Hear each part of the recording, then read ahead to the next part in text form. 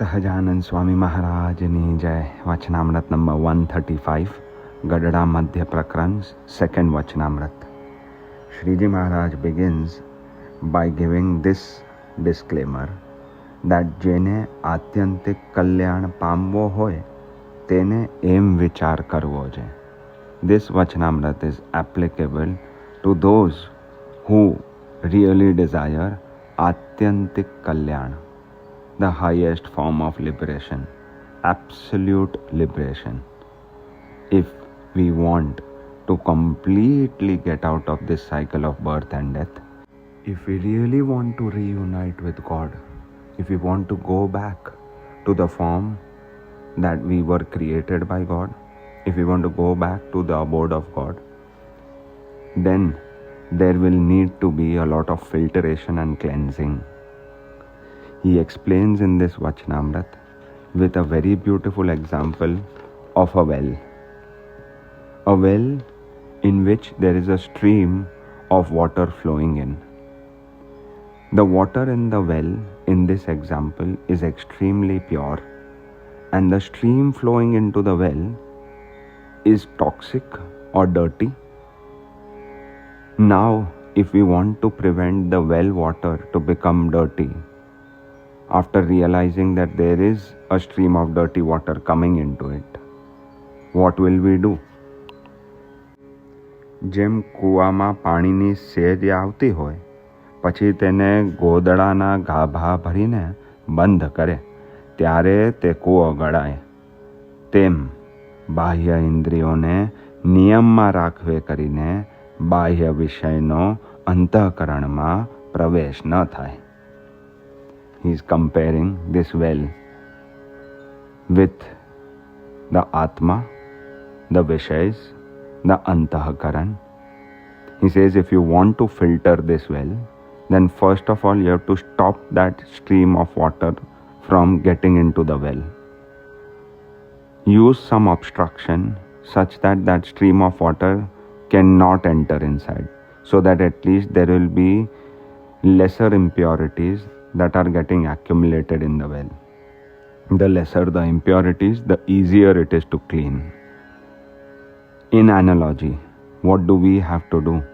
If the well's water is Atma, and if Pancha Vishay Sambandhi Sukh Dukh is the bagad that is getting into the Atma, materialistic pains and pleasures, materialistic joys and sorrows, materialistic attachments and bondages, are like the toxic water that are entering into the well of the Atma.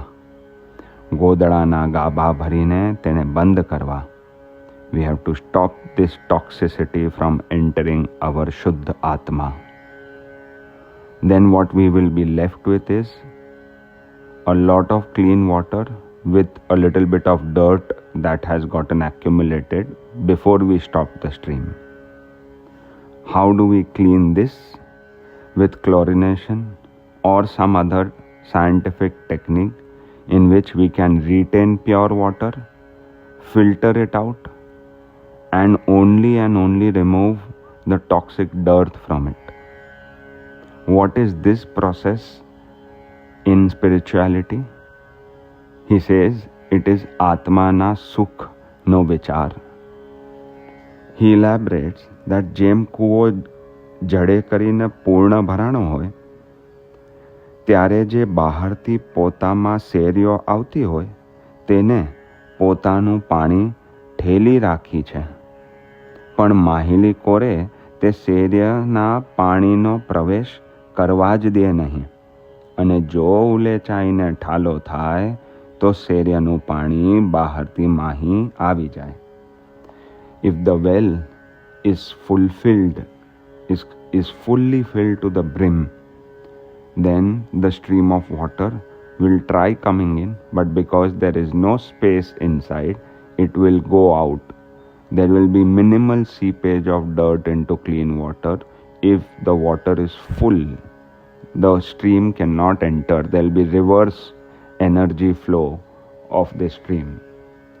But when the well is empty, the amount of space that the well has, the dirty water will completely fill it. Similarly, if the Atma is fulfilled, is feeling complete, is not having any hollowness or emptiness or incompleteness inside, Dehadik Vishay Sukh have no space to enter inside an equanimous Atma. But if there is inequanimity, if there is space, then Dehadik Vishay Sukh will easily come and fill it. Materialistic pleasures are looking for that hollowness inside us, but that hollowness is a God-sized hole and it can only be filled with God. So the first thing he said, we have to stop the stream from flowing inside. And the second thing he said is, we have to use Atma Vichar. He elaborates on these two. આ દેહ છે તેને વિશે જીવ રહ્યો છે. ઇન્દ્રિયો અંતઃકરણ છે તે જીવ સાથે વળગી રહ્યા છે અને અજ્ઞાને કરીને જીવ ઇન્દ્રિયો અંતઃકરણનું પોતાનું રૂપ માને છે. પણ વસ્તુગતે તો જીવ ઇન્દ્રિયો અંતઃકરણથી નોખા છે અને પંચ વિષય છે તે અંતઃકરણથી થકી નોખા છે. વિષયના અભ્યાસે કરીને અંતઃકરણને વિશે પંચ વિષયની એકતા જણાય છે. પણ વિષયની જે ઉત્પત્તિ છે તે તો ઇન્દ્રિયો થકી છે, પણ અંતઃકરણમાંથી આવતી નથી. There are three different things, he says. One is the Atma, which can be seen as the electricity behind this human body. The energy, not the body, not the indriyas, not the senses, not the antakaran, not the mind or the intellect behind it, but the energy behind it. Three separate things: the energy, the Atma, the indriyas, the materialistic senses through which we indulge, and the antakaran, the mind behind it, which experiences emotions and feelings depending on what material indulgence is experienced.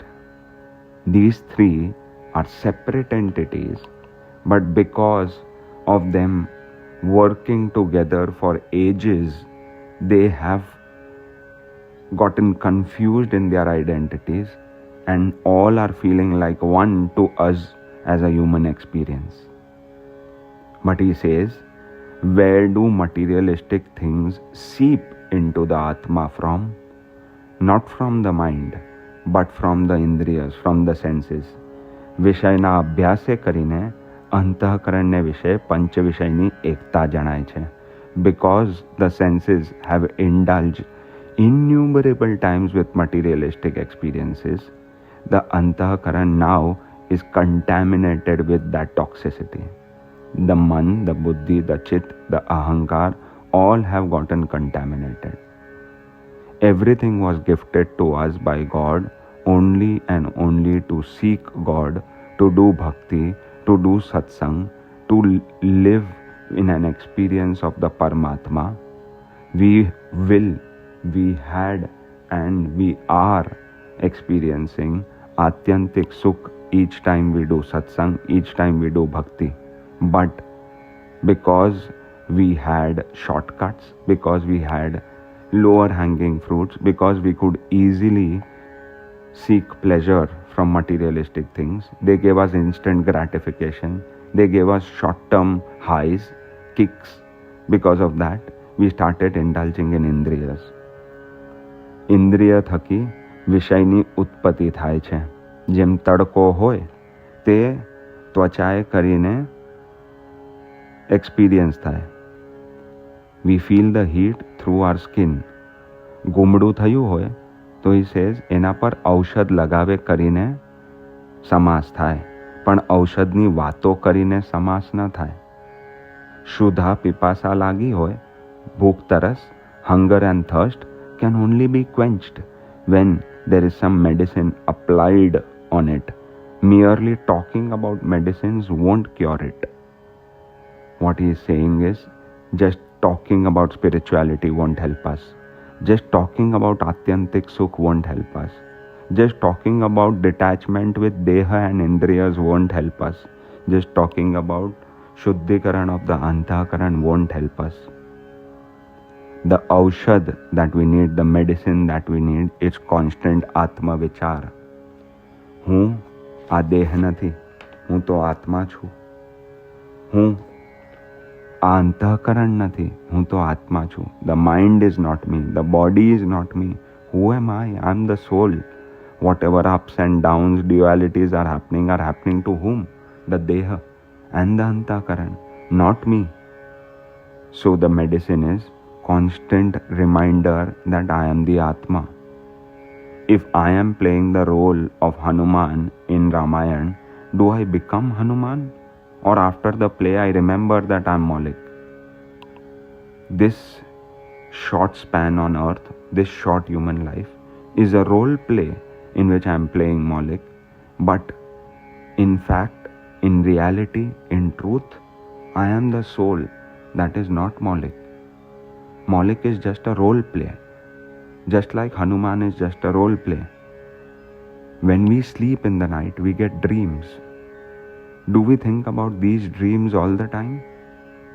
The moment we wake up, we forget about the dreams because we know the dreams are an illusion. And awakeness is the reality. When I am awake, that is the real truth as far as human life is concerned.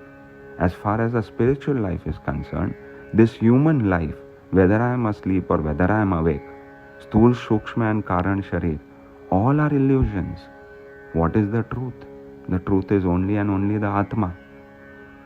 This constant reminder is necessary because for many a births I have kept indulging in indriya sukh.